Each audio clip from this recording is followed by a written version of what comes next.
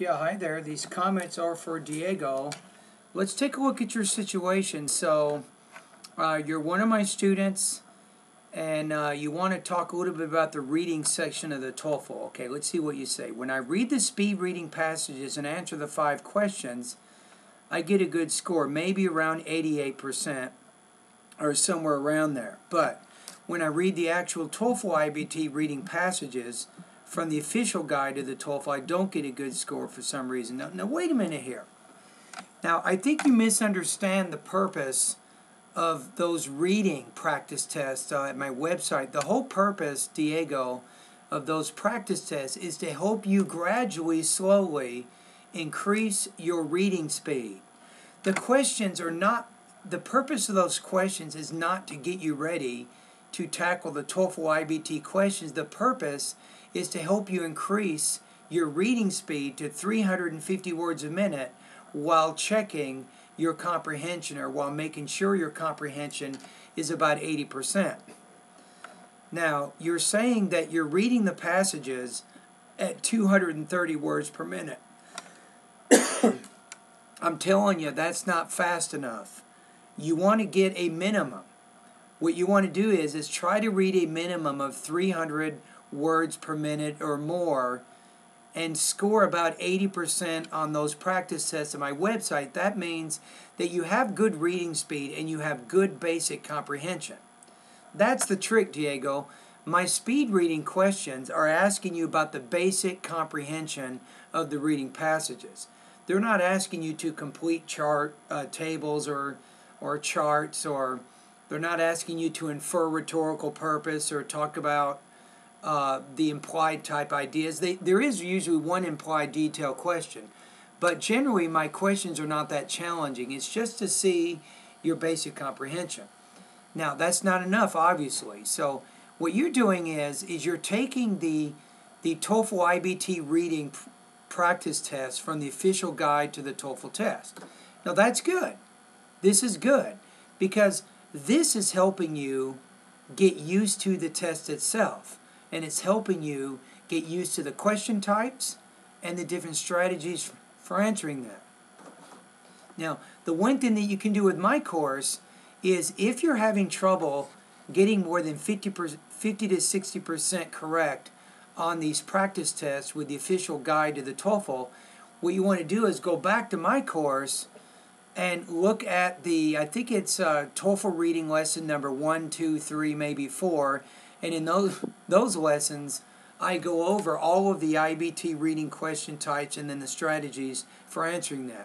So you want to take those strategies that you learn in my course and then apply them to the test that you're taking with the official guide. Now, the next thing is, once you get your results and you know you got 50% correct, you need to go over each question you missed. And it's very simple. What is the correct answer? Obviously, you want to know that. And why are the other choices wrong? And you definitely want to know that. Because remember, Diego, is for the reading, they'll typically have one answer, which is what's called a main distractor, which means it's almost correct. Then you have the correct answer. Then you have two other answers, which are distractors, which are not correct. So you have to be pretty good at separating the main distractor from the correct answer. So again, as you go over the practice test that you're taking with your TOEFL book, really pay attention to why one answer is better than another. For example, some of the main idea questions, the main distractor might be a little bit too broad or too general, not specific enough to the information that you read in the passage. Or one of the distractors, one of those answers maybe, is too specific. It's focusing more on a detail in the reading passage, but it might not be focusing on the whole idea. So that's what you have to get used to, is you have to get used to answering the main idea questions, the rhetorical purpose questions, the organization questions, the charts, the table type questions, all the different questions on the reading section. You have to get used to seeing what kinds of mistakes you're making And obviously you want to work on avoiding those mistakes in the future. So what I'm saying right now is, based on what you're telling me, you need a faster reading speed, a minimum of 300 words a minute with 80% comprehension. You also need very good vocabulary.